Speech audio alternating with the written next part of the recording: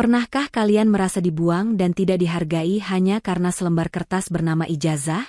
Padahal, di balik penampilan yang sederhana, mungkin tersimpan kemampuan emas yang tidak dimiliki oleh mereka yang berdasi mahal. Inilah kisah tentang pembuktian harga diri, tentang seorang pemuda biasa yang membungkam kesombongan dunia kerja dengan kecerdasannya.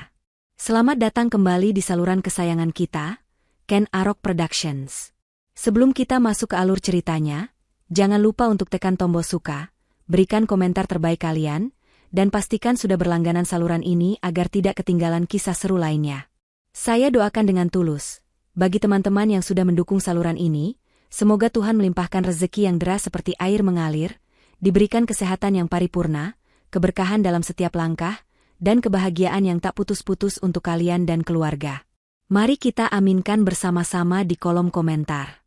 Tulis juga, amin, dan sebutkan dari kota mana kalian berasal. Insya Allah doa baik ini akan dikabulkan oleh Tuhan semesta alam. Baiklah, siapkan camilan kalian, dan mari kita mulai ceritanya. Matahari Jakarta siang itu terasa membakar kulit. Di tengah hiruk-pikuk kawasan bisnis elit yang dipenuhi gedung-gedung pencakar langit, berdiri seorang pemuda bernama Rizky Aditswara. Ia berdiri terpaku di depan pintu masuk Menara Wijaya, sebuah gedung kaca yang menjulang tinggi seolah menusuk langit. Rizky menatap pantulan dirinya di dinding kaca gedung itu. Kemeja kotak-kotak yang ia kenakan warnanya sudah mulai pudar karena terlalu sering dicuci, kontras sekali dengan kemewahan yang ada di sekelilingnya. Rizky merapikan kerahnya yang sedikit lecek. Tangannya menggenggam erat sebuah map plastik bening yang berisi satu-satunya senjata yang ia punya untuk bertarung nasib hari ini, ijazah sekolah menengah atas. Di saku celananya yang berbahan kain kasar, terselip secari kertas resep obat untuk ibunya. Tulisan dokter di kertas itu adalah alasan utama mengapa Rizky membuang jauh-jauh rasa malunya hari ini. Ia butuh uang. Ia butuh pekerjaan. Apapun itu, asalkan halal. Di sekeliling Rizky, mobil-mobil mewah silih berganti berhenti di area penurunan penumpang. Karyawan-karyawan berdasi turun dengan langkah percaya diri. Aroma parfum mahal mereka bahkan bisa tercium dari jarak beberapa meter, seolah mengejek bau asap knalpot bus kota yang menempel di baju Rizky. Ada rasa minder yang tiba-tiba menyelinap di hati Rizky. Ia merasa seperti semut kecil yang tersesat di tengah pesta para raksasa. Bismillah, demi ibu, bisik Rizky pelan, mencoba menguatkan hatinya yang mulai ciut.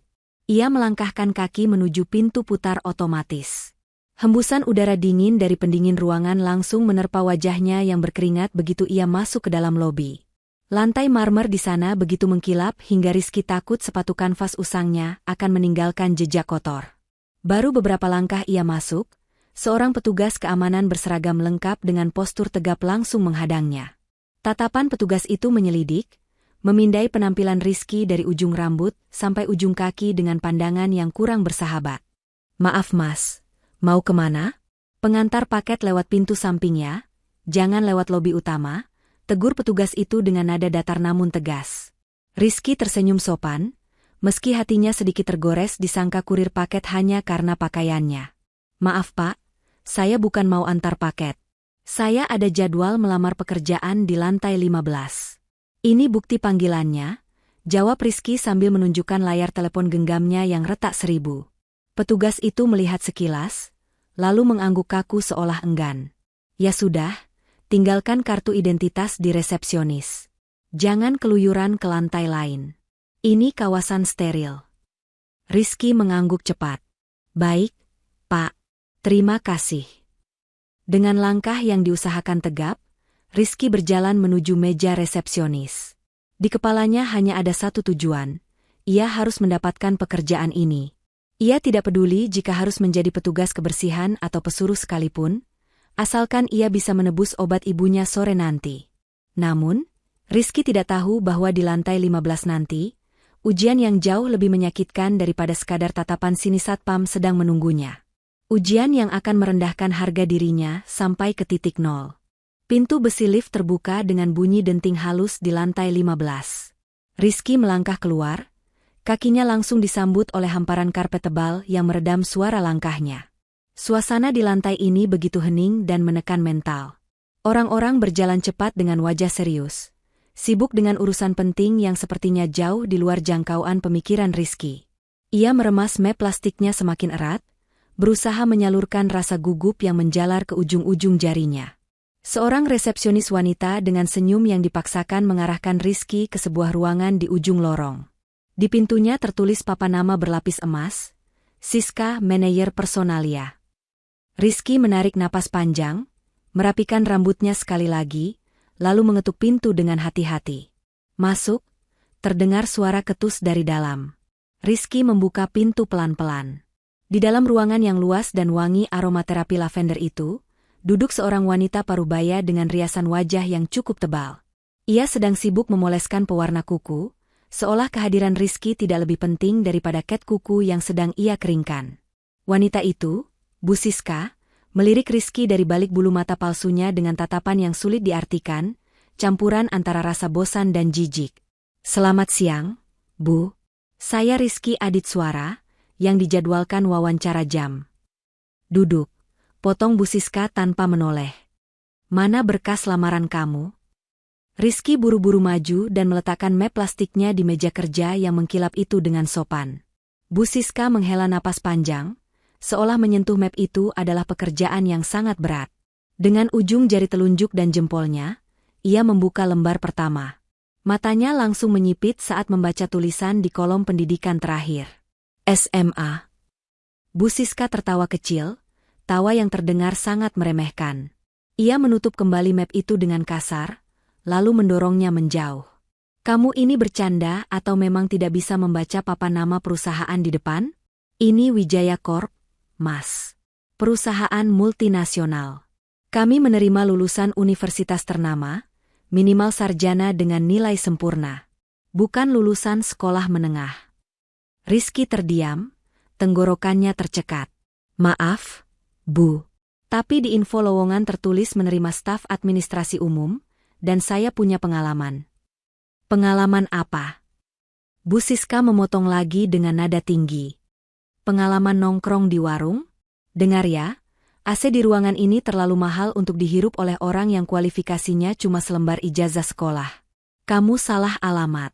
Kalau mau cari kerja modal tenaga kasar, lowongan kuli panggul adanya di Pasar Tanah Abang, bukan di kawasan elit ini."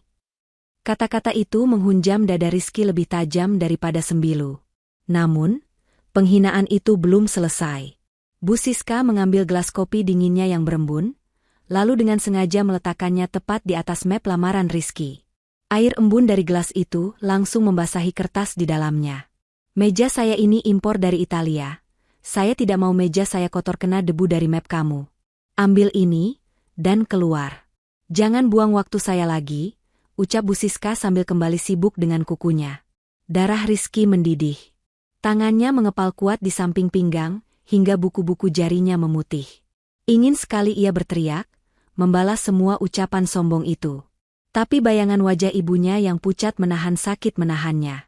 Rizky menelan ludah, menelan bulat-bulat harga dirinya yang baru saja diinjak-injak.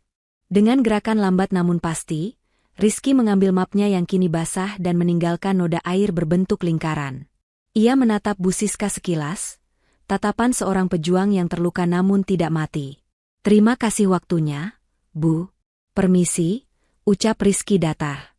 Ia berbalik dan melangkah keluar tanpa menoleh lagi.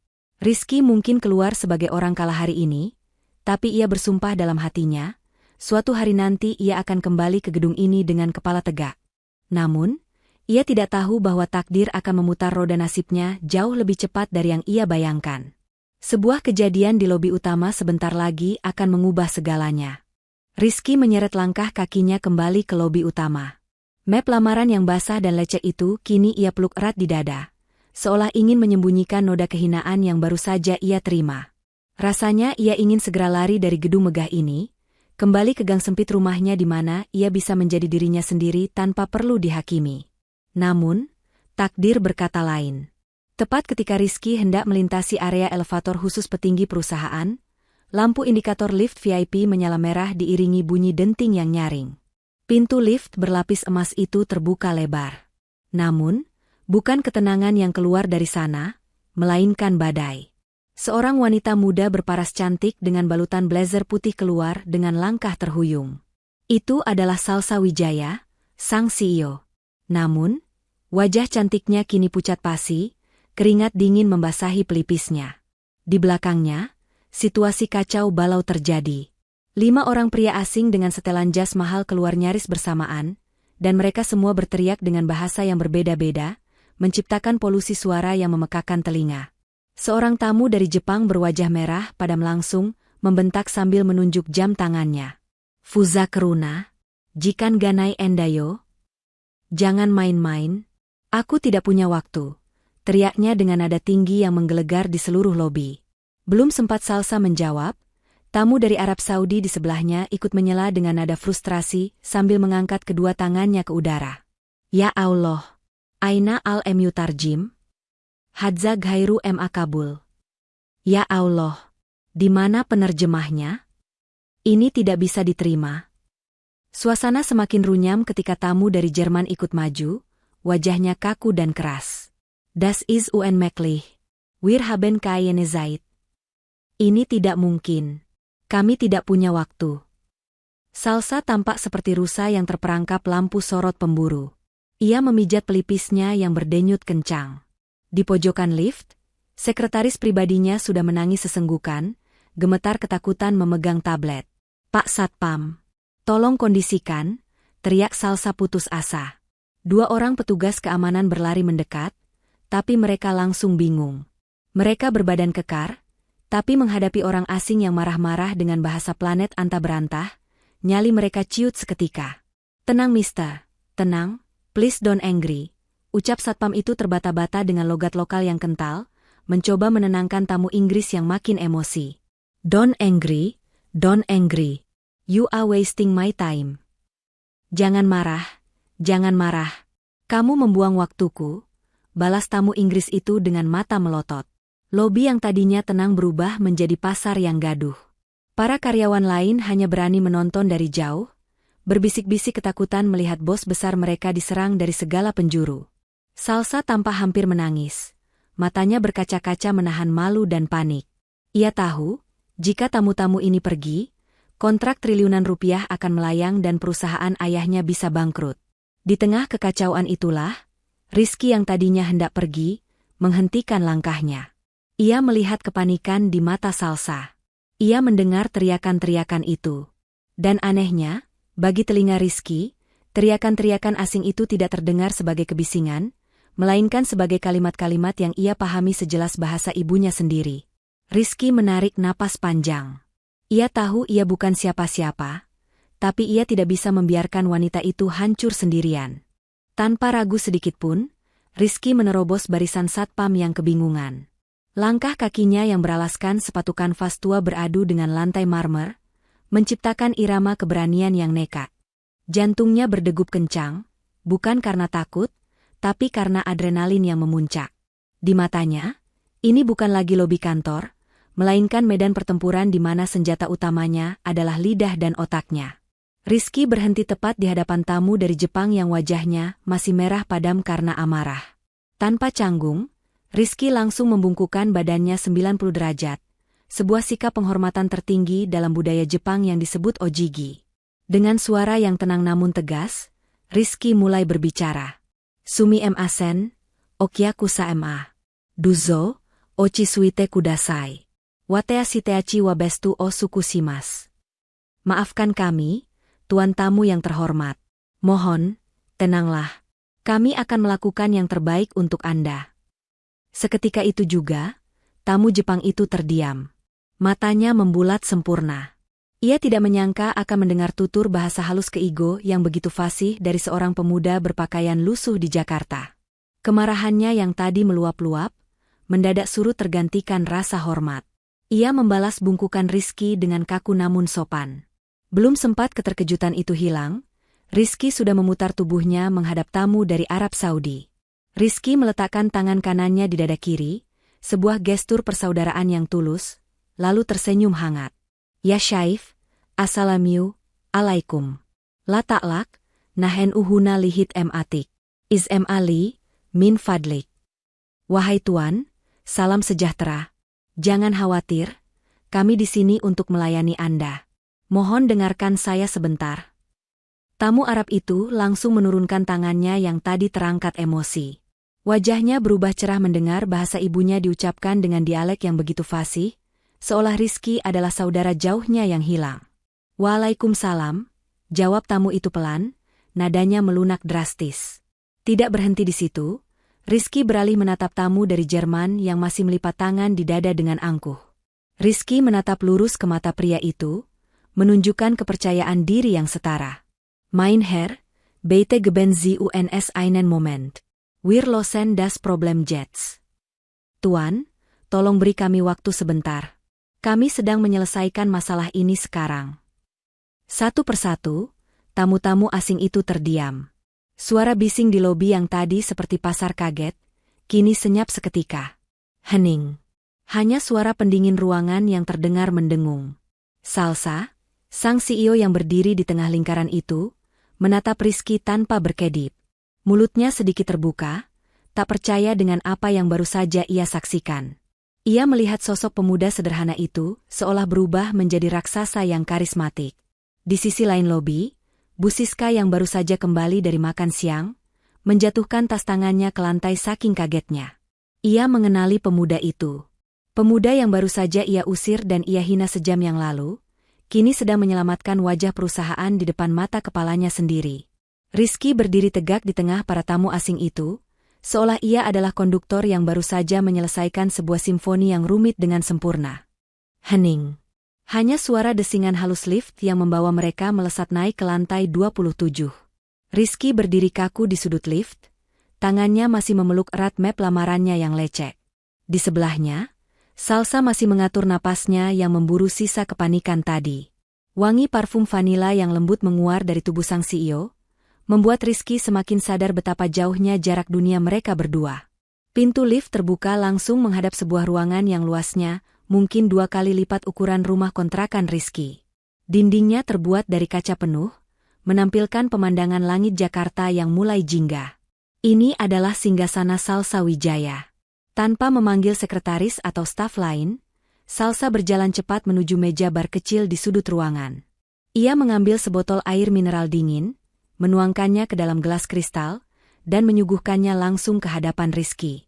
Tangan Rizky sedikit gemetar saat menerima gelas itu. Seorang CEO menuangkan air untuk pelamar kerja yang baru saja diusir? Ini gila. Minumlah. Tenggorokanmu pasti kering setelah bicara 5 bahasa sekaligus tadi, ucap Salsa sambil menatap Rizky lekat-lekat. Matanya yang tadi panik, kini memancarkan rasa ingin tahu yang besar. Siapa namamu? Rizky meneguk air itu sedikit, merasakan kesejukan mengalir di tenggorokannya. Rizky, Bu. Rizky Aditswara. Salsa mengangguk pelan, lalu berjalan menuju meja kerjanya yang besar. Ia tampak mencari-cari sesuatu, tapi tidak menemukan kertas kosong. Dengan gerakan impulsif, ia menarik selembar tisu makan tebal dari kotak di atas mejanya. Ia mengambil pena emasnya, lalu menulis sesuatu dengan cepat di atas tisu itu. Rizky, saya orang yang tidak suka basa-basi. Perusahaan ini butuh otak seperti kamu. Mulai detik ini, kamu bekerja untuk saya. Langsung di bawah perintah saya, kata Salsa tegas sambil menyodorkan tisu itu ke depan wajah Rizky. Rizky membelalakan matanya. Di atas tisu makan yang tipis itu, tertulis angka gaji yang nominalnya membuat Rizky harus menghitung jumlah nolnya 2 kali.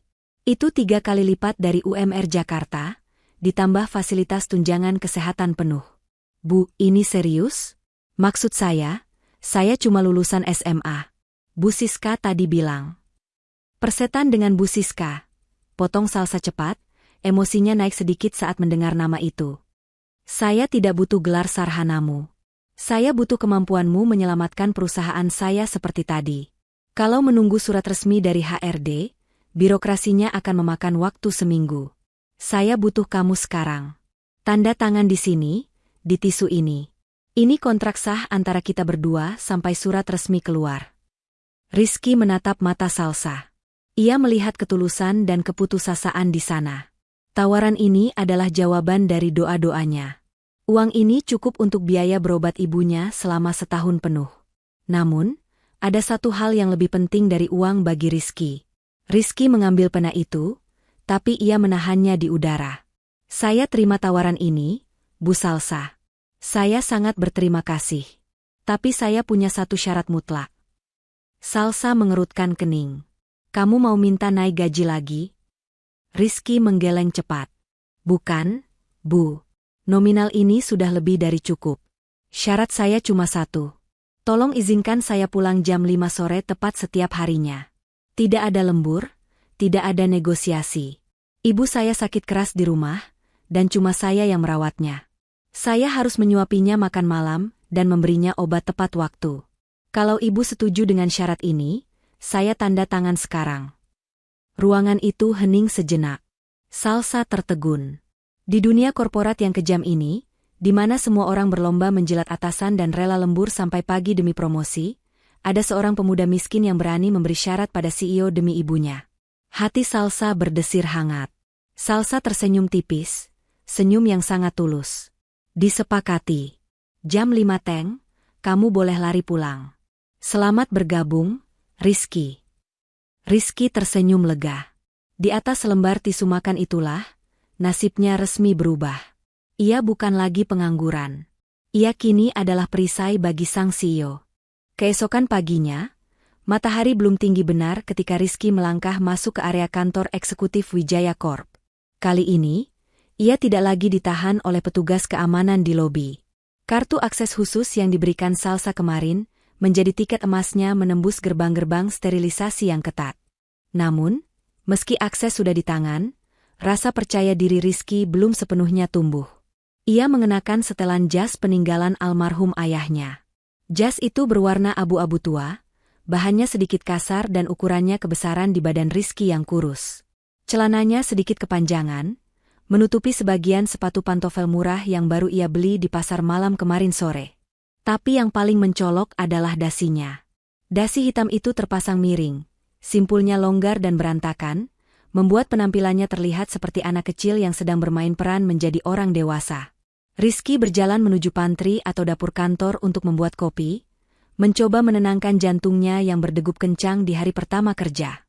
Karyawan lain yang berpapasan dengannya melempar pandangan aneh, ada yang menahan tawa, ada pula yang berbisik sinis. Rizky hanya menunduk, pura-pura tidak melihat. Tiba-tiba, aroma parfum vanila yang khas menyapa indera penciumannya. Salsa masuk ke dapur dengan langkah anggun. Ia mengenakan gaun kerja yang pas badan, terlihat sangat sempurna dari ujung rambut hingga ujung kaki. Mata Salsa langsung tertuju pada Rizky. Dahinya berkerut melihat penampilan asisten barunya, itu. Sebagai seorang perfeksionis, melihat dasi yang miring adalah siksaan bagi mata Salsa. Selamat pagi, Bu, sapa Rizky gugup, tangannya gemetar memegang sendok pengaduk kopi. Salsa tidak menjawab. Ia berjalan mendekat. Semakin dekat, hingga jarak di antara mereka hanya tersisa sejengkal. Rizky menahan napas, badannya kaku seperti patung. Apa ia akan dimarahi karena baju kedodoran ini? Tanpa diduga, tangan Salsa terulur. Jari-jarinya yang lentik dan wangi memegang kerah kemeja Rizky. Diam sebentar, ucap Salsa pelan. Dengan cekatan, Salsa membuka simpul dasi Rizky yang berantakan itu, lalu mulai mengikatnya ulang. Gerakannya terampil dan lembut. Jantung Rizky serasa mau melompat keluar. Ia bisa melihat bulu mata lentik Salsa dari jarak sedekat ini. Ia bisa merasakan hangat napas bosnya itu menerpa dagunya. Kamu sekarang wajah perusahaan saya, Rizky. Penampilan kamu mencerminkan saya. Kalau dasi kamu miring begini, klien akan berpikir otak saya juga miring. Gumam Salsa sambil menarik simpul dasi itu hingga pas di leher Rizky. Salsa menepuk pelan dada Rizky, merapikan kerah jasnya. Nah, begini lebih baik. Lain kali belajar pasang dasi di YouTube. Jangan bikin malu saya. Salsa mendongak, tatapan mereka bertemu. Ada jeda beberapa detik di mana waktu seolah berhenti. Pipinya merona merah tipis, menyadari bahwa ia baru saja melakukan tindakan yang terlalu intim untuk ukuran atasan dan bawahan. Maaf dan terima kasih, Bu, cicit Rizky, wajahnya terasa panas. Salsa buru-buru membalikkan badan, menyembunyikan salah tingkahnya. Siapkan berkas rapat 10 menit lagi di meja saya. Jangan telat. Perintahnya dengan nada yang dibuat tegas, lalu berjalan cepat keluar dapur. Rizky memegang dasinya yang kini terpasang rapi. Ada senyum kecil yang terbit di bibirnya. Mungkin, bos yang terkenal dingin ini tidak semenyeramkan gosip yang beredar. Namun, kemesraan kecil pagi ini ternyata disaksikan oleh sepasang mata yang penuh kebencian dari balik pintu kaca.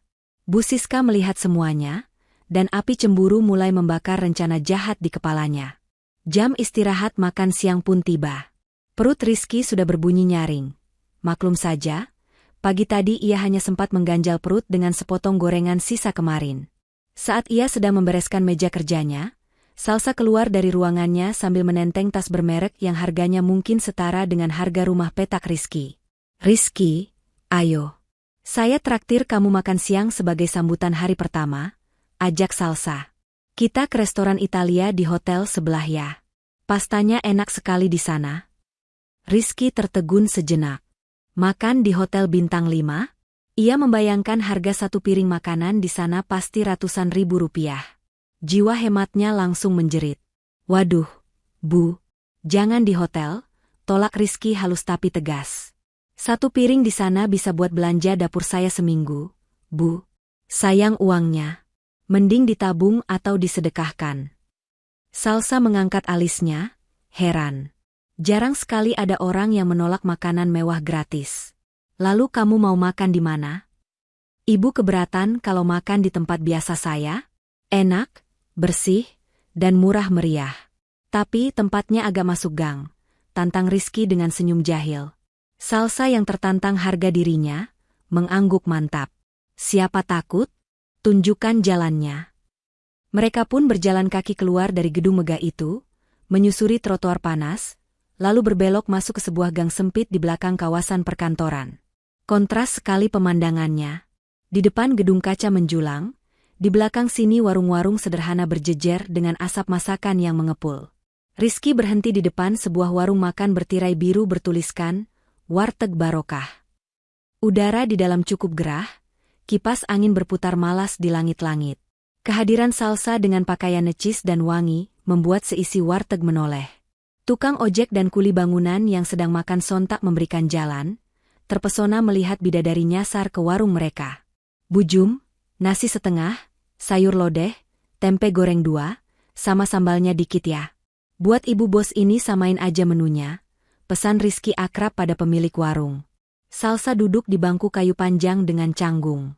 Ia memandang piring berisi nasi dan sayur lodeh di depannya. Seumur hidup, lidahnya terbiasa dengan rasa keju dan daging impor.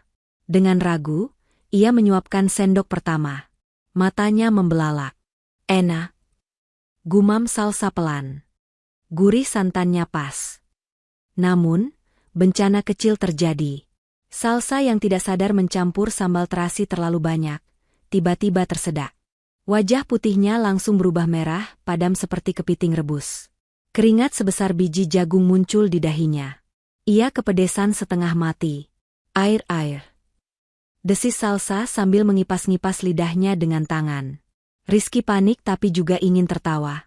Dengan sigap, ia memesan es teh manis. Karena gelas kaca habis, Buju membungkusnya pakai plastik bening dengan sedotan oranye. "Ini Bu, minum. Maaf gelasnya habis. Pakai plastik gaya kearifan lokal ya," kata Rizky menyodorkan bungkusan itu. Salsa menyambar es teh plastik itu, menyedotnya kuat-kuat tanpa peduli image elegannya lagi. Setelah rasa pedasnya reda, ia bersandar lemas sambil mengelap keringat dengan tisu kasar warung yang diberikan Rizky. Melihat wajah belepotan bosnya, Rizky tidak bisa menahan tawa. "Maaf Bu, ibu persis kayak kepiting saus Padang." Awalnya Salsa mau marah, tapi melihat tawa lepas Rizky, ia pun ikut tertawa. Tawa yang renyah dan jujur. Di warung sempit yang panas itu, tembok tebal antara atasan dan bawahan runtuh seketika. Salsa menyadari satu hal, kebahagiaan itu ternyata sederhana. Sesederhana nasi lodeh dan es teh plastik, asalkan dinikmati dengan orang yang tulus. Suasana hangat dan penuh tawa di warteg tadi siang lenyap, seketika begitu Rizky menginjakan kaki di ruang rapat direksi. Ruangan itu dingin, dinding-dindingnya dilapisi peredam suara yang membuat setiap tarikan napas terdengar jelas. Di tengah ruangan, Meja oval raksasa dikelilingi oleh para pemegang saham dan manajer senior yang berwajah kaku. Rizky duduk di kursi paling belakang, merasa kecil di antara para raksasa korporat itu. Ia hanya bertugas sebagai pencatat notulen rapat hari ini. Namun, Bu Siska punya rencana lain. Sejak tadi, matanya yang tajam terus mengawasi Rizky seperti elang mengincar mangsa. Ketika giliran sesi tanya jawab dibuka, Bu Siska mengangkat tangan dengan senyum licik yang tersembunyi di balik polesan lipstik merahnya. "Maaf Bu CEO," suara Siska memecah keheningan. "Sebelum kita lanjut ke strategi kuartal depan, saya meragukan kapasitas asisten baru Ibu. Kita sedang bicara soal nasib ratusan miliar uang investor. Apa pantas seorang lulusan SMA yang tidak pernah kuliah ekonomi duduk di sini? Apa dia paham konsep return on investment atau strategi market penetration?" Semua mata sontak tertuju pada Rizky. Tatapan mereka meremehkan. Ada yang berbisik, mempertanyakan keputusan Salsa merekrut anak ingusan itu. Salsa hendak membuka mulut untuk membela, tapi Rizky dengan tenang berdiri dari kursinya. Ia menatap Bu Siska, lalu beralih menatap para investor asing dan lokal. "Terima kasih pertanyaannya, Bu Siska," jawab Rizky dengan suara stabil, tidak ada getar ketakutan sedikitpun. "Betul, saya tidak punya gelar sarjana. Saya mungkin tidak hafal definisi return on investment dari buku teks tebal yang Ibu baca." Rizky berjalan perlahan ke depan, mendekati papan tulis. "Tapi saya paham satu hal, dagang. Bagi saya, bisnis raksasa ini sama saja dengan pedagang cabai di pasar induk. Kalau kita mau untung besar atau return on investment tinggi, kita tidak bisa cuma menunggu pembeli datang. Kita harus jemput bola. Kita harus tahu lidah pembeli kita sukanya pedas yang seperti apa. Itu yang Ibu sebut market penetration, kan? Masuk ke pasar, kenali selera mereka, lalu buat mereka tidak bisa makan tanpa sambal buatan kita." Rizky tersenyum santai. "Investor tidak butuh istilah rumit yang bikin pusing, Bu. Mereka cuma butuh jaminan bahwa uang yang mereka tanam akan tumbuh subur. Dan saya, dengan bahasa yang saya kuasai, bisa menjamin komunikasi kita dengan pasar global tidak akan ada salah paham lagi seperti kemarin." Hening sejenak. Tiba-tiba, salah satu investor senior bertepuk tangan pelan, diikuti oleh yang lain hingga ruangan itu riuh. "Cerdas," puji investor itu.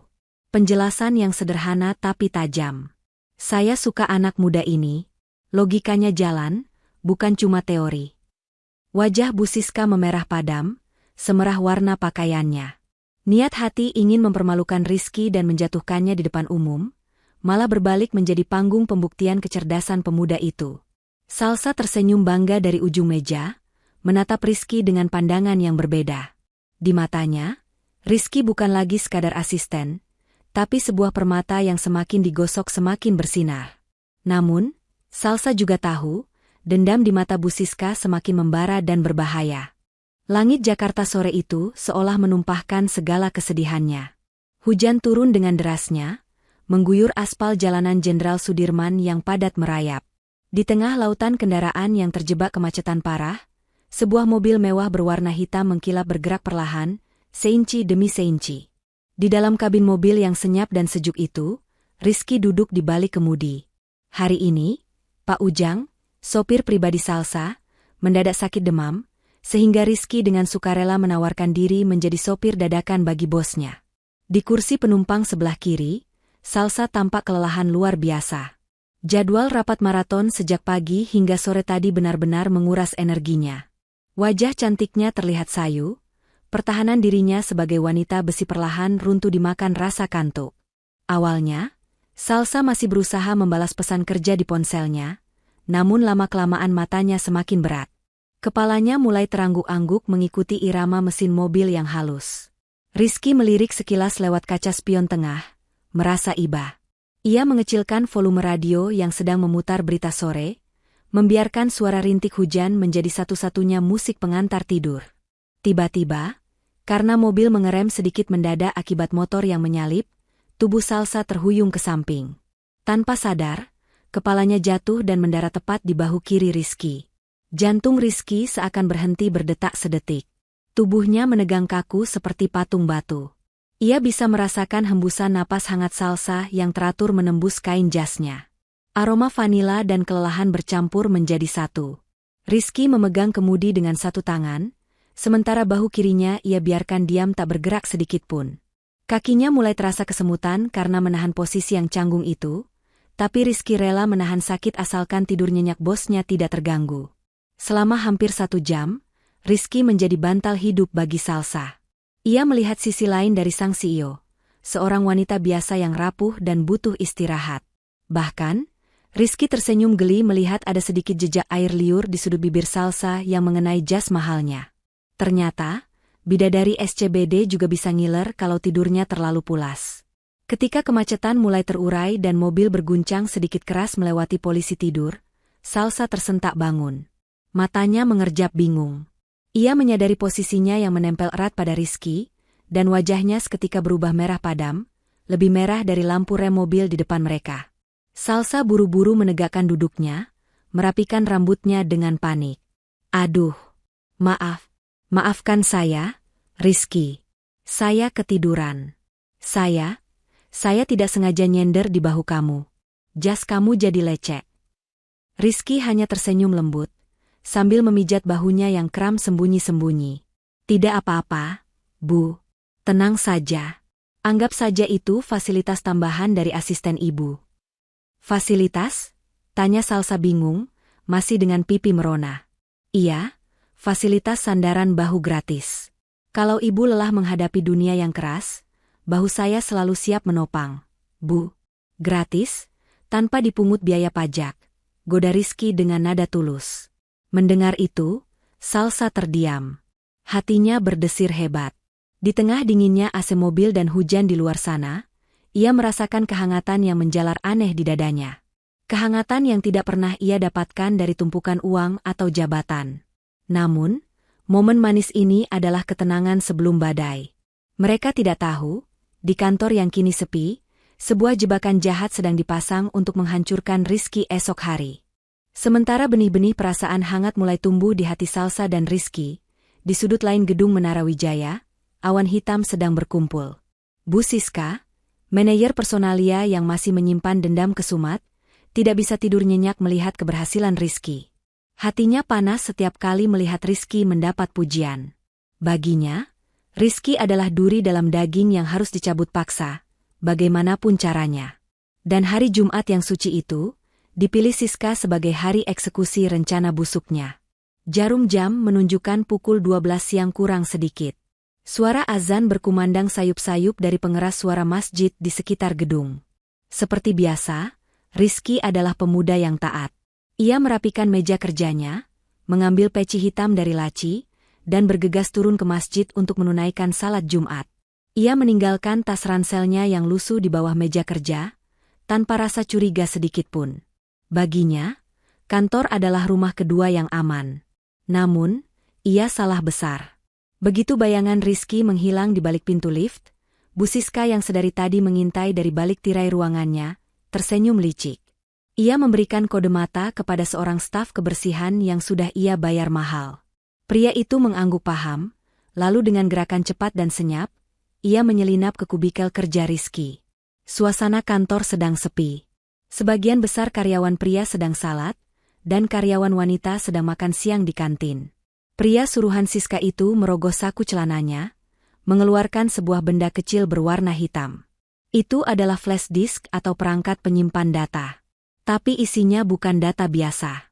Di dalamnya tersimpan data rahasia klien-klien besar pesaing perusahaan yang didapatkan secara ilegal. Jika benda itu ditemukan pada seseorang, orang itu akan dituduh sebagai mata-mata industri. Sebuah kejahatan berat yang bisa membuat pelakunya membusuk di penjara. Dengan tangan gemetar namun cekatan, pria itu membuka resleting tas Rizky, menyelipkan benda haram itu ke saku terdalam, lalu menutupnya kembali seolah tidak terjadi apa-apa. Ia memberikan jempol ke arah ruangan Siska sebelum menghilang ke lorong toilet. Siska tertawa puas dalam hati. Skenario kehancuran Rizky sudah tertulis sempurna. Ia segera meraih gagang telepon di mejanya, menekan nomor ekstensi khusus yang jarang dihubungi orang. Tim audit internal. Halo? Selamat siang, sapa Siska dengan suara yang dibuat-buat panik dan penuh kekhawatiran. Saya mau membuat laporan anonim. Tolong segera kirim tim keamanan ke lantai 27. Saya melihat gerak-gerik mencurigakan dari asisten CEO. Saya curiga dia baru saja mencuri data rahasia perusahaan untuk dijual ke kompetitor. Tolong diperiksa sebelum dia menghilangkan barang bukti. Ini demi keselamatan perusahaan kita. Siska menutup telepon dengan senyum kemenangan yang mengerikan. Ia membayangkan wajah Rizky yang pucat pasi saat diseret keluar nanti. Ia membayangkan Salsa yang akan kecewa berat dan memecat Rizky detik itu juga. Nikmati sujud terakhirmu di kantor ini, Rizky, desis Siska pelan. Sebentar lagi, karirmu tamat. Rizky melangkah keluar dari lift dengan perasaan ringan. Wajahnya masih basah oleh sisa air wudhu yang menyejukkan, memberikan ketenangan batin yang luar biasa setelah menunaikan kewajiban salat Jumat. Hatinya damai, tidak menyadari bahwa badai besar sedang menunggunya hanya beberapa meter di depan sana. Namun, begitu ia menginjakkan kaki ke area ruang kerja terbuka, langkahnya terhenti. Atmosfer ruangan itu terasa berat dan mencekam, berbeda 180 derajat dari suasana damai di masjid tadi. Puluhan pasang mata karyawan menatapnya. Tatapan mereka bukan lagi tatapan kagum atau iri seperti biasa, melainkan tatapan curiga, takut, dan menghakimi. Di depan meja kerjanya, berdiri 3 orang pria berbadan tegap mengenakan seragam khusus tim keamanan internal, didampingi oleh kepala audit yang berwajah kaku tanpa ekspresi. Di sudut lain, Bu Siska berdiri dengan tangan bersedekap, wajahnya menampilkan ekspresi keprihatinan palsu yang sempurna. Saudara Rizky Aditswara, tanya kepala audit itu dengan suara berat. Kami menerima laporan adanya aktivitas mencurigakan. Sesuai prosedur keamanan tingkat 1, kami harus menggeledah barang-barang pribadi Anda sekarang juga. Rizky bingung, namun karena merasa tidak berbuat salah, ia mengangguk sopan. Silakan, Pak. Saya tidak menyembunyikan apa-apa. Petugas itu mengambil tas ransel Rizky dengan kasar, membalikan isinya ke atas meja. Buku catatan, mukena ibunya yang hendak ia laundry, botol minum, dan tempat pensil berhamburan. Petugas itu meraba bagian saku dalam tas, dan menarik keluar sebuah benda kecil berwarna hitam. Sebuah flash disk yang sangat asing bagi Rizky. Apa ini? Bentak petugas itu sambil mengangkat flash disk tersebut tinggi-tinggi. Kami mendeteksi ini berisi data curian dari server utama. Seketika itu juga, Bu Siska memekik dramatis sambil menutup mulutnya dengan tangan. Astaga! Rizky! Jadi benar laporan itu? Ya ampun! Padahal saya sudah mulai percaya sama kamu. Loh, ternyata tampang polos kamu itu cuma topeng? Kamu musuh dalam selimut yang mau menghancurkan perusahaan ini. Teriakan Siska memancing keriuhan. Bisik-bisik karyawan semakin kencang. Dasar orang miskin, dikasih hati minta jantung. Desis seseorang. Rizky terpaku di tempatnya. Bibirnya gemetar, ingin menyangkal tapi suaranya tercekat. Ia dijebak. Ia tahu ia dijebak, tapi bukti fisik itu ada di tasnya. Dunianya serasa runtuh. Petugas keamanan mulai mencengkeram lengan Rizky, hendak menyeretnya keluar layaknya seorang kriminal hina. Bawa dia ke kantor polisi sekarang. Perintah Bu Siska berapi-api. Berhenti. Sebuah teriakan lantang menggelegar, membelah keributan itu. Semua orang menoleh. Salsa Wijaya berdiri di ambang pintu ruangannya. Wajahnya merah pada menahan amarah, matanya nyalang menatap para petugas keamanan. Bukan marah pada Rizky, tapi marah pada situasi yang tidak adil ini. Salsa berjalan cepat, membelah kerumunan, dan berdiri tepat di depan Rizky. Ia merentangkan tangannya, menjadikan tubuh mungilnya sebagai tameng hidup bagi asistennya itu. Lepaskan tangan kalian dari dia. Perintah Salsa dingin, namun auranya begitu mengintimidasi hingga para petugas keamanan bertubuh kekar itu mundur selangkah. Tapi Bu CEO, buktinya ada di tas dia. Sanggah Bu Siska gugup. Saya tidak peduli apa yang kalian temukan di tas itu. Potong Salsa tajam. Tatapannya menusuk manik mata Siska. Saya mengenal Rizky. Dia orang yang menolak makan mewah demi menabung uang receh. Dia orang yang lari pulang jam 5 sore, hanya untuk menyuapi ibunya. Orang dengan hati semulia itu tidak mungkin mencuri. Jangan ada yang berani membawa dia ke kantor polisi sebelum saya melihat bukti rekaman kamera pengawas yang asli. Jika kalian menyentuh sehelai rambutnya, kalian berhadapan dengan saya dan seluruh tim pengacara keluarga Wijaya. Ruangan itu hening seketika, seolah oksigen tersedot habis. Rizky menatap punggung Salsa yang bergetar menahan emosi di depannya. Matanya memanas. Seumur hidupnya menjadi orang kecil, ia terbiasa disalahkan dan dipojokkan. Baru kali ini, ada seorang CEO kaya raya, yang berani pasang badan dan mempertaruhkan reputasinya demi membela kehormatan seorang Rizky. Di detik itulah, kesetiaan Rizky pada Salsa terpatri mati, tak tergoyahkan oleh apapun. Matahari mulai tergelincir ke ufuk barat, melukis langit Jakarta dengan warna jingga kemerahan yang sendu. Di atap gedung Menara Wijaya, angin sore bertiup cukup kencang, mengibarkan ujung dasi Rizky yang kini sudah terpasang rapi namun terasa mencekik lehernya.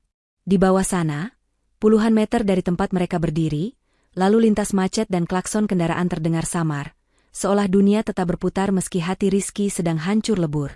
Salsa berdiri mematung di sampingnya. Wajah wanita tegar itu kini basah oleh air mata yang tak sanggup lagi ia bendung. Riasan wajahnya luntur, namun ia tidak peduli. Pembelaan heroiknya di lantai bawah tadi memang berhasil menghentikan petugas keamanan membawa Rizky ke polisi, tapi tidak bisa menghentikan mulut-mulut jahat yang berbisik. Gosip menyebar lebih cepat dari api. Dalam hitungan jam, kabar bahwa asisten CEO tertangkap membawa data curian sudah sampai ke telinga Dewan Direksi. Saham perusahaan mulai goyah. Rizky menarik napas panjang, menghirup udara polusi Jakarta yang terasa sesak. Perlahan, tangannya merogoh saku jas, mengeluarkan kartu tanda pengenal karyawan miliknya. Kartu plastik itu berkilau tertimpa cahaya matahari sore. Benda itu adalah simbol kebanggaannya selama beberapa minggu terakhir, bukti bahwa anak gang senggol bisa sejajar dengan kaum elit. Bu Salsa, suara Rizky terdengar parau namun tenang. Terima kasih sudah membela saya tadi. Itu adalah hal paling berharga yang pernah orang lain lakukan untuk saya. Rizky mengulurkan kartu itu ke hadapan Salsa. Salsa menggeleng kuat, mundur selangkah seolah kartu itu adalah bara api. Simpan itu, Rizky. Saya tidak mau menerimanya. Saya tahu kamu tidak bersalah.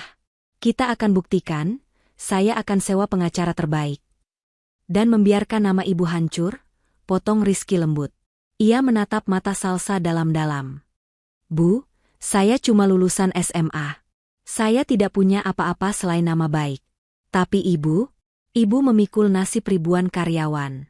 Kalau ibu terus membela saya tanpa bukti kuat, investor akan hilang kepercayaan. Mereka akan menganggap ibu tidak profesional karena melindungi pencuri. Saya tidak rela ibu jatuh cuma gara-gara saya.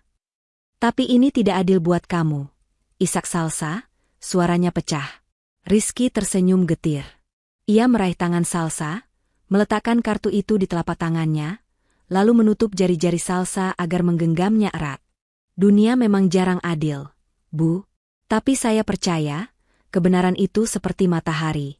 Dia bisa ditutupi awan mendung, tapi dia tidak akan pernah hilang. Biarkan saya pergi dulu, agar badai di kantor ini reda. Ibu harus tetap berdiri tegak di sini, pimpin perusahaan ini. Tanpa menunggu jawaban lagi, Rizky membalikkan badan. Ia tidak sanggup melihat air mata wanita yang diam-diam mulai ia cintai itu. Rizky melangkah menuju pintu keluar atap, meninggalkan Salsa yang terduduk lemas, sambil memeluk kartu nama itu di dadanya. Rizky pergi bukan sebagai pengecut yang lari dari masalah, melainkan sebagai ksatria yang rela berkorban demi melindungi ratunya.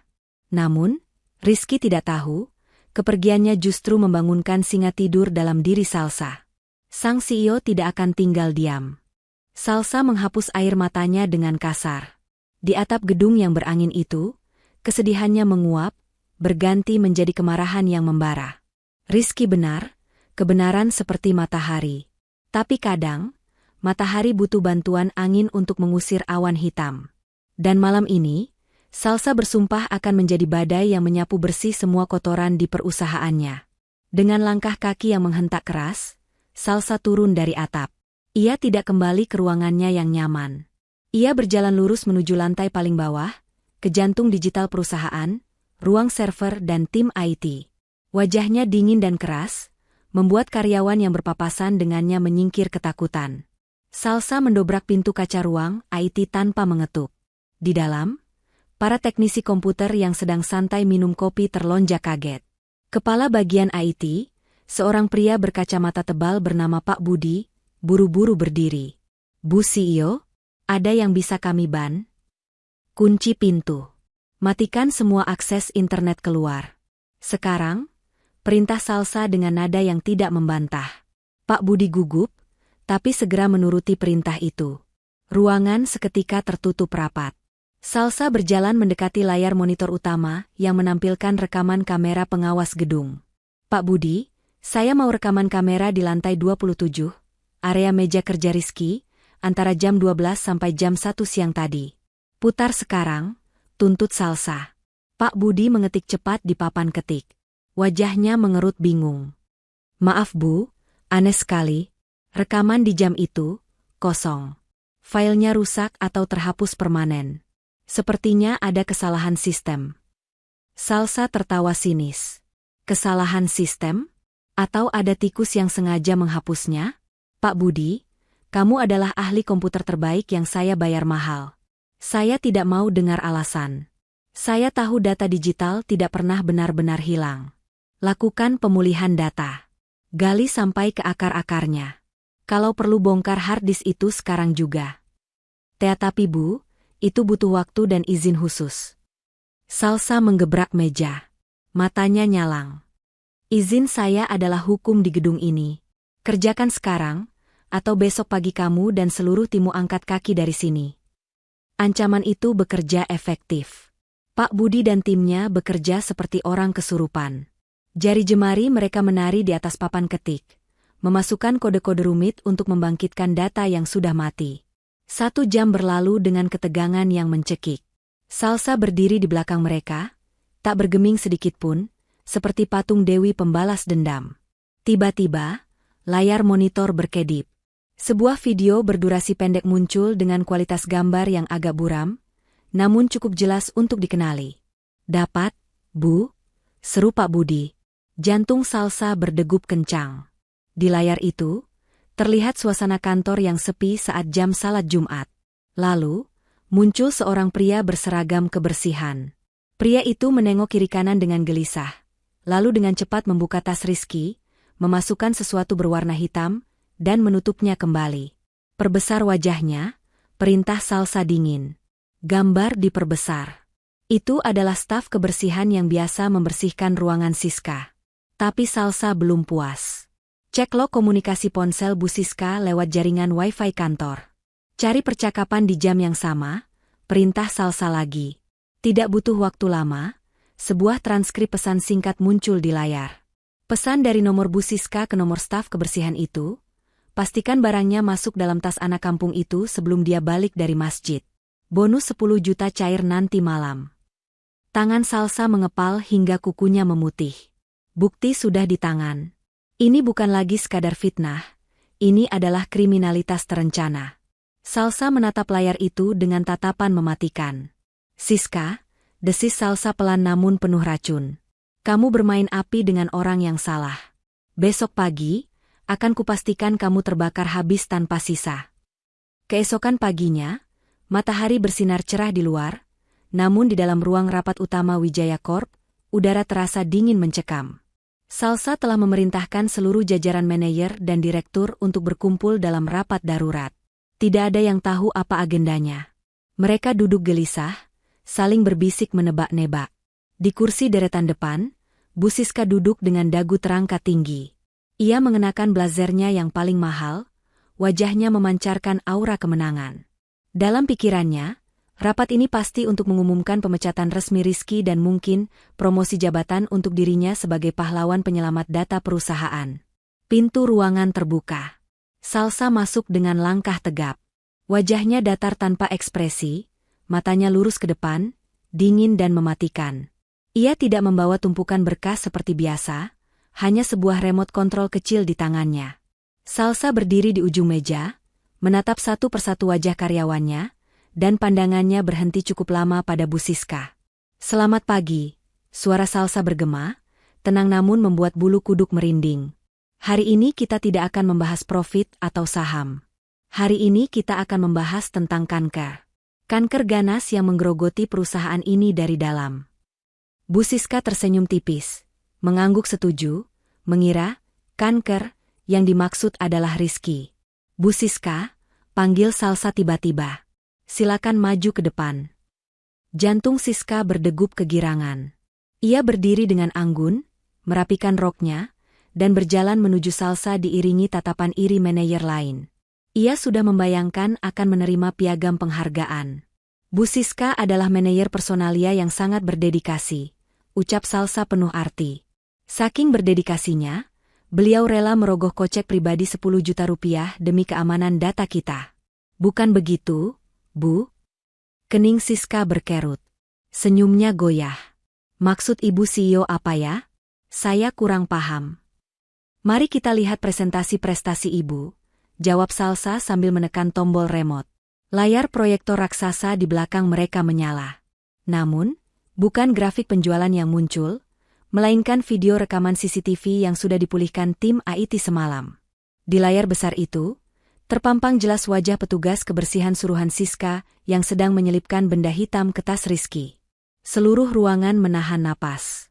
Suasana hening seketika.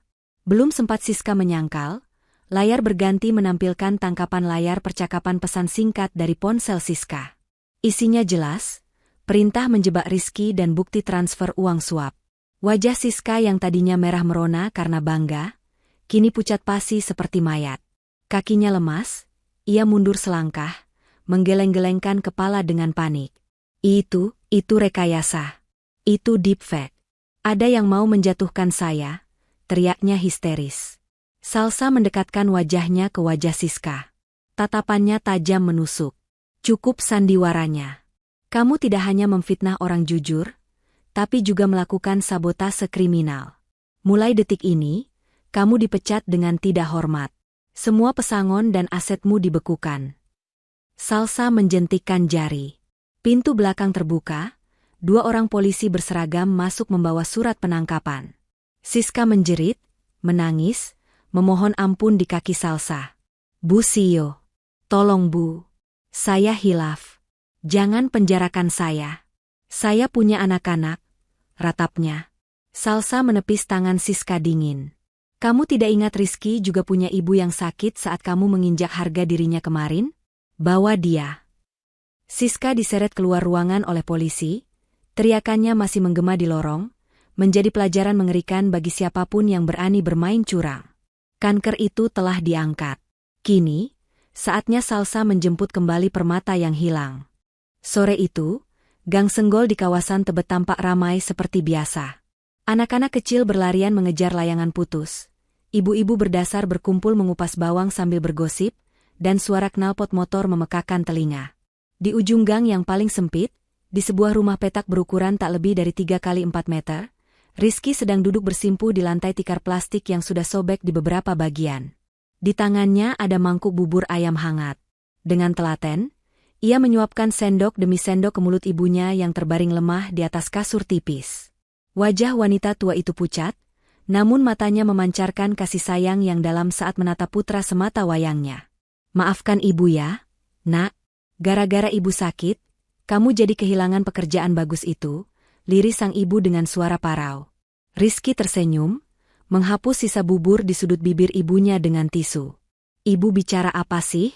Rezeki itu di tangan Tuhan, Bu. Bukan di tangan perusahaan. Lagi pula Rizky lebih senang bisa ngerawat ibu seharian penuh.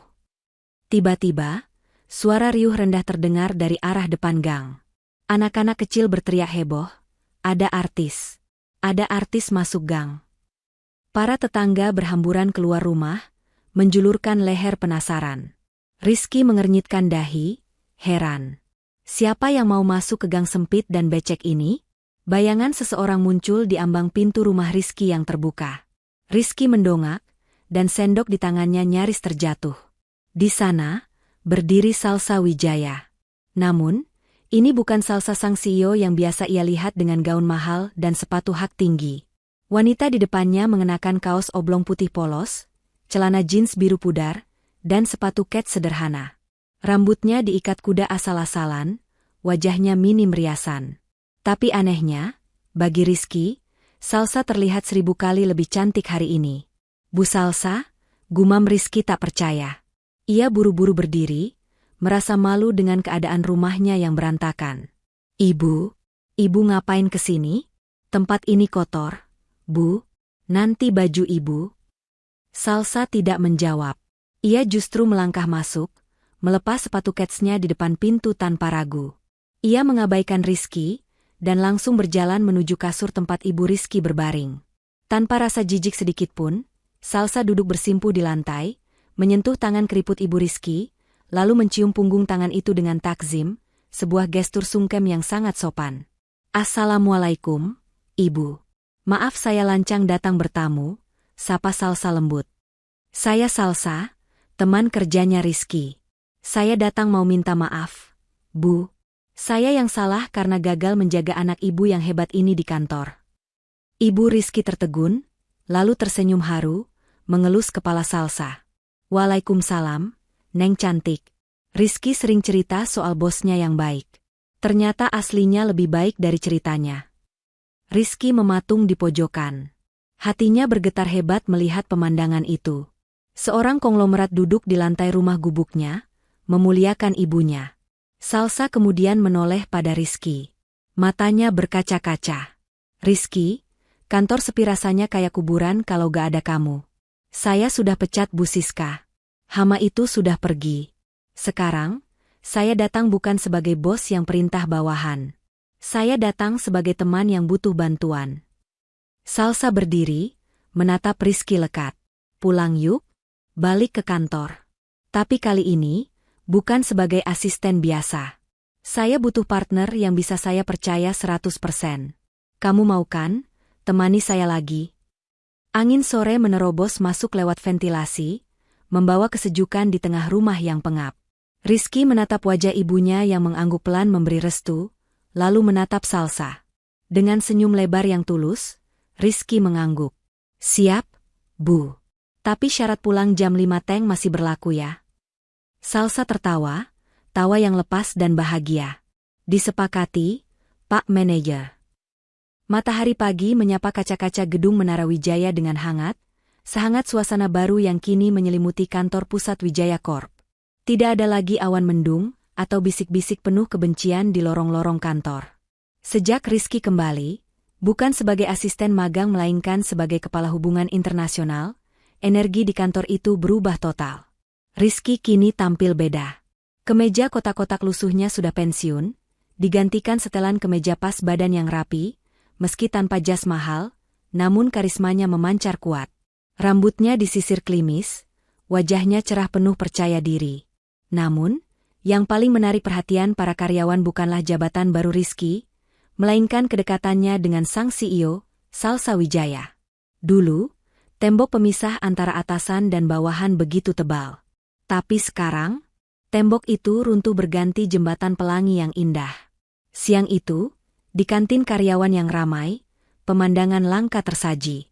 Biasanya, CEO makan di ruangan tertutup atau restoran hotel. Tapi hari ini, Salsa duduk berhadapan dengan Rizky di meja kantin biasa. Tidak ada menu mewah ala bintang 5. Di atas meja, terbuka sebuah rantang susun sederhana bermotif bunga-bunga jadul, rantang milik Ibu Rizky. Ini ayam kecap resep rahasia Ibu, Bu Salsa. Katanya khusus buat Ibu biar pipinya makin gembul. Goda Rizky sambil menyendokkan lauk ke piring Salsa. Salsa tidak marah dibilang gembul. Ia justru tertawa lepas, tawa yang sangat renyah dan jarang didengar oleh karyawan lain. Matanya berbinar menatap potongan ayam itu. Ibu kamu memang juara, Rizky. Bilang sama Ibu, besok saya mau request sayur asem ya. Masakan koki hotel kalah semua. Jawab Salsa sambil melahap makanannya dengan nikmat, mengabaikan noda saus kecil di sudut bibirnya. Rizky tersenyum gemas. Dengan gerakan natural, ia mengambil tisu, lalu menyodorkannya ke arah Salsa. Pelan-pelan makannya, Bu. Belepotan tuh kayak anak TK. Salsa mengambil tisu itu sambil mengerucutkan bibir manja. Biarin, kan ada kamu yang ingetin. Karyawan lain yang melihat momen itu dari meja, sebelahannya bisa senyum-senyum sendiri.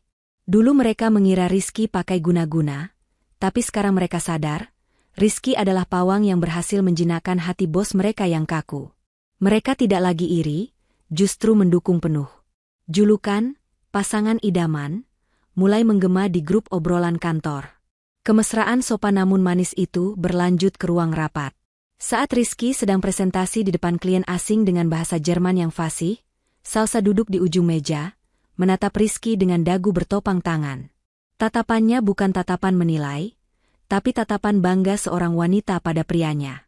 Sesekali, saat pandangan mereka bertemu di tengah presentasi, mereka saling melempar senyum simpul, seolah bicara lewat telepati yang hanya dipahami mereka berdua. Tidak ada lagi kucing-kucingan. Rizky dan Salsa membuktikan bahwa profesionalisme dan perasaan bisa berjalan beriringan, asalkan dilandasi ketulusan. Kantor Wijaya Corp bukan lagi sekadar tempat kerja, tapi menjadi saksi bisu dua hati yang sedang mekar-mekarnya. Namun, Rizky sadar, untuk melangkah ke jenjang yang lebih serius, cinta saja tidak cukup. Ia butuh pembuktian yang lebih besar. Malam itu, Jakarta tampak berkilau dari ketinggian lantai 50 sebuah restoran mewah. Lampu-lampu kota berkelap-kelip seperti hamparan berlian, menciptakan suasana romantis yang sempurna. Di sudut restoran yang privat, Rizky dan Salsa duduk berhadapan. Salsa terlihat memukau dengan gaun malam berwarna merah marun, sementara Rizky tampak gagah dengan kemeja putih bersih yang pas di badannya. Suasana makan malam itu terasa berbeda. Ada ketegangan manis yang menggantung di udara. Salsa tampak gelisah, jari-jarinya berulang kali mengetuk meja pelan. Tiba-tiba, wanita itu menarik napas panjang, seolah mengumpulkan segenap keberaniannya. Ia merogoh tas tangannya dan mengeluarkan sebuah kotak bludru kecil berwarna biru tua. Ia meletakkannya di tengah meja, lalu membukanya. Sebuah cincin emas putih sederhana namun elegan berkilau di sana. Rizky, suara Salsa bergetar sedikit. Aku bukan tipe wanita yang suka menunggu. Kita sudah melewati badai bersama, kita saling melengkapi. Aku tidak butuh apa-apa lagi. Rizky Aditswara, maukah kamu menikah denganku? Rizky terdiam. Matanya membulat menatap cincin itu, lalu beralih menatap wajah Salsa yang penuh harap. Ada rasa haru yang meledak di dadanya. Seorang CEO melamar mantan asisten lulusan SMA? Ini seperti mimpi. Namun, Rizky tahu, cinta bukan hanya soal perasaan, tapi juga soal kepantasan dan harga diri sebagai laki-laki. Perlahan, Rizky mengulurkan tangannya. Bukan untuk mengambil cincin itu, melainkan untuk menutup kotak bludru itu dengan lembut. Ia kemudian menggenggam erat tangan Salsa yang kini dingin karena kecewa. Sal, panggil Rizky lembut. Kamu wanita paling luar biasa yang pernah aku temui. Aku mencintaimu, sangat, tapi, aku tidak bisa menerima ini sekarang. Air mata mulai menggenang di pelupuk mata Salsa. Kenapa? Karena status kita? Aku tidak peduli soal itu, Rizky. Aku tahu, Rizky tersenyum menenangkan. Tapi aku peduli. Sal, coba lihat ini. Rizky mengeluarkan ponselnya, membuka sebuah surat elektronik, dan menunjukkannya pada Salsa. Mata Salsa menyipit membaca layar itu. Isinya adalah surat penawaran investasi resmi dari 3 konsorsium besar, Jepang, Arab, dan Jerman. Mereka terkesan dengan kinerja Rizky selama beberapa bulan terakhir dan menawarkan modal besar, agar Rizky membuka perusahaan konsultan bahasanya sendiri. Mereka menghubungiku kemarin. Jelas Rizky, matanya berbinar penuh semangat. Aku memutuskan untuk menerima tawaran ini, Sal. Aku akan membangun perusahaanku sendiri. Aku ingin memulai dari nol, berjuang dengan keringatku sendiri, bukan berlindung di bawah nama besarmu. Rizky menatap Salsa lekat-lekat, tatapannya penuh tekad baja. Beri aku waktu 1 tahun. Hanya 1 tahun. Biarkan aku membuktikan bahwa aku pantas berdiri di sebelahmu sebagai mitra yang setara, bukan sebagai bawahan. Aku janji, bisnis baruku nanti tidak akan pernah mengkhianati Wijaya Corp. Kapanpun kamu butuh bantuan, aku akan selalu jadi orang pertama yang datang. Tapi untuk pernikahan, izinkan aku melamarmu nanti, menggunakan uang hasil kerjaku sendiri, dengan cincin yang aku beli dari keringatku sendiri. Salsa tertegun. Kekecewaannya perlahan sirna, berganti dengan rasa kagum yang meluap-luap. Ia melihat sosok pemimpin masa depan di mata Rizky. Dengan senyum bangga bercampur haru, Salsa mengangguk. 1 tahun, bisik Salsa. Aku pegang janjimu. Awas kalau kamu tidak sukses, aku akan seret kamu ke kawah paksa. Mereka tertawa bersama, tawa yang menyegel sebuah janji suci. Malam itu, lamaran memang tertunda, tapi mimpi besar baru saja dimulai. Waktu berputar cepat layaknya roda nasib yang tak kenal ampun bagi mereka yang diam, namun menjadi sahabat bagi mereka yang berjuang. 1 tahun telah berlalu sejak malam di restoran itu. Malam ini, Ballroom Hotel Mulia Jakarta bermandikan cahaya lampu kristal yang megah. Ratusan pebisnis papan atas, investor asing, dan awak media berkumpul untuk menghadiri malam penganugerahan Business Award Indonesia. Di atas panggung yang megah, sorot lampu memusat pada satu sosok. Dia bukan lagi pemuda dengan kemeja kotak-kotak pudar dan sepatu kanvas dekil. Pria itu mengenakan setelan jas hitam tuxedo yang dijahit sempurna, rambutnya tertata rapi, dan wajahnya memancarkan aura kepemimpinan yang matang. Dia adalah Rizky Aditswara, CEO dari Lintas Bahasa Group, sebuah perusahaan rintisan di bidang konsultan komunikasi dan teknologi penerjemah yang dalam setahun terakhir sukses menembus pasar Asia. Pemenang kategori CEO pendatang baru terbaik tahun ini jatuh kepada Rizky Aditswara. Suara pembawa acara menggema, disambut tepuk tangan riuh yang membahana. Rizky menerima piala emas itu dengan senyum rendah hati. Ia mendekatkan mulutnya ke mikrofon, matanya menyapu seluruh ruangan hingga berhenti di satu meja bundar di barisan paling depan. Di sana, duduk Salsa Wijaya, wanita yang setia menunggunya dalam diam selama 12 bulan ini. Terima kasih, ucap Rizky, suaranya tenang namun bergetar oleh emosi. Piala ini saya persembahkan pertama untuk ibu saya di rumah yang doanya menembus langit. Dan kedua, Rizky memberi isyarat tangan. Untuk wanita yang pernah memberi saya pekerjaan saat saya tidak punya apa-apa. Salsa Wijaya, tolong naik atas panggung. Suasana ballroom mendadak hening, lalu berubah menjadi bisik-bisik penasaran. Salsa tampak kaget, wajahnya merona merah. Dengan ragu, ia berdiri dan melangkah naik ke panggung. Gaun malamnya yang berwarna emas membuatnya tampak seperti ratu. Begitu Salsa sampai di tengah panggung, Rizky meletakkan pialanya di lantai. Ia tidak peduli pada kamera wartawan yang menyilaukan mata. Di hadapan ratusan orang penting negeri ini, Rizky perlahan menekuk satu lututnya. Ia merogoh saku jasnya, mengeluarkan sebuah kotak cincin bludru merah.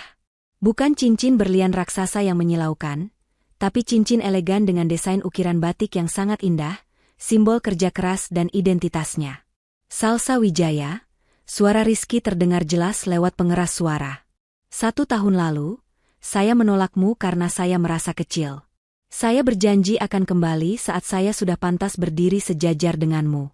Hari ini, di depan saksi seluruh Indonesia, saya lunasi janji itu. Saya melamar pekerjaan seumur hidup untuk menjadi imam, sahabat, dan pelindungmu. Rizky membuka kotak cincin itu. Maukah kamu menjadi istriku?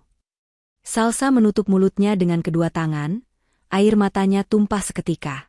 Ia tidak sanggup berkata-kata, hanya mengangguk kuat berkali-kali. Mau? Aku mau, Rizky, jawabnya setengah terisak. Rizky berdiri, menyematkan cincin itu di jari manis Salsa, lalu memeluknya erat. Ruangan ballroom meledak oleh tepuk tangan meriah. Banyak tamu undangan yang ikut menitikan air mata haru. Rizky telah membuktikan bahwa cinta sejati bukan tentang siapa yang paling kaya di awal, tapi tentang siapa yang mau berjuang untuk memantaskan diri di akhir. Hari yang dinanti itu akhirnya tiba. Langit Jakarta seolah ikut merestui, bersinar cerah tanpa sedikitpun awan mendung yang menggantung. Sebuah gedung pertemuan mewah di kawasan elit Menteng disulap menjadi taman surga dunia. Ribuan bunga melati dan mawar putih menghiasi setiap sudut, menebarkan aroma wangi yang menenangkan hati siapa saja yang menghirupnya. Ini bukan sekadar pesta pernikahan, ini adalah perayaan kemenangan cinta atas perbedaan status sosial. Di atas pelaminan yang megah, Rizky dan Salsa duduk bak raja dan ratu sehari. Rizky tampak gagah mengenakan beskap tradisional berwarna putih tulang lengkap dengan belangkon, memancarkan aura ksatria Jawa yang kental.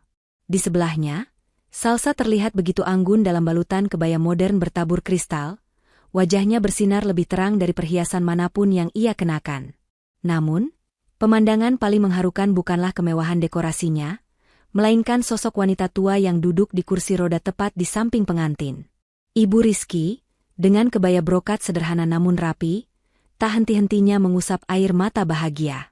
Ia melihat putranya, anak yang dulu ia besarkan dengan bubur encer di rumah petak bocor, kini bersanding dengan wanita hebat yang mencintainya tulus. Salsa pun tak segan sesekali membungkuk, membetulkan selendang ibu mertuanya, atau sekadar membisikkan kata-kata sayang yang membuat wanita tua itu tertawa. Di tengah riuh rendah tamu undangan yang memberikan selamat, antrean tiba-tiba terhenti sejenak. Dari kerumunan, muncul seorang wanita dengan pakaian batik sederhana, jauh dari kesan glamor. Langkahnya ragu-ragu, wajahnya menunduk dalam. Itu adalah Bu Siska. Mantan manajer HRD yang dulu begitu angkuh, kini tampak jauh lebih tua dan kurus. Tidak ada lagi riasan tebal atau tas bermerek yang dulu menjadi identitasnya. Siska memberanikan diri naik ke pelaminan. Tangannya gemetar saat menyalami Rizky. "Rizky, Bu Salsa." Suara Siska parau, nyaris tak terdengar. "Saya tidak tahu apakah saya pantas ada di sini. Tapi saya cuma mau bilang selamat. Dan maaf. Maafkan semua dosa saya dulu. Melihat kalian hari ini, saya sadar betapa jahat dan butanya saya menilai orang hanya dari kulit luar." Siska hendak menarik tangannya cepat-cepat karena malu, tapi Rizky justru menahannya. Rizky menatap mantan bosnya itu tanpa dendam sedikit pun. "Bu Siska," ucap Rizky tenang. "Tuhan saja Maha Pemaaf. Masa saya tidak? Lupakan masa lalu. Terima kasih sudah datang. Doa ibu sangat berarti buat kami." Salsa di sebelahnya ikut tersenyum dan mengangguk tulus. "Nikmati hidangannya ya, Bu. Jangan sungkan." Siska menangis pecah. Ia menangkupkan kedua tangannya di dada, membungkuk hormat berkali-kali sebelum turun dari panggung dengan hati yang jauh lebih ringan. Pemandangan itu menyempurnakan hari bahagia mereka. Di bawah hujan kelopak bunga yang dilemparkan para tamu, Rizky menatap Salsa, wanita yang kini sah menjadi makmumnya. "Terima kasih sudah memilihku," bisik Rizky. "Terima kasih sudah berjuang untukku," balas Salsa. Keduanya tersenyum, menyongsong masa depan yang terbentang luas, siap menulis lembaran baru kehidupan rumah tangga yang penuh berkah. 3 tahun telah berlalu. Namun waktu seolah berjalan lebih manis bagi keluarga kecil Rizky dan Salsa. Di sebuah rumah bergaya tropis modern yang asri di pinggiran Jakarta Selatan, keheningan pagi pecah oleh suara tawariang 2 bocah kecil yang sedang berlarian di taman belakang. Rumput hijau yang terawat rapi menjadi saksi bisu kebahagiaan mereka. Rizky, sang CEO yang disegani di dunia bisnis, kini sedang kehilangan wibawanya. Ia tiarap di atas rumput, berpura-pura menjadi monster yang mengejar sepasang anak kembar berusia 2 tahun, laki-laki dan perempuan. "Awas! Monster ayah mau tangkap!" seru Rizky sambil merangkak mengejar anak-anaknya.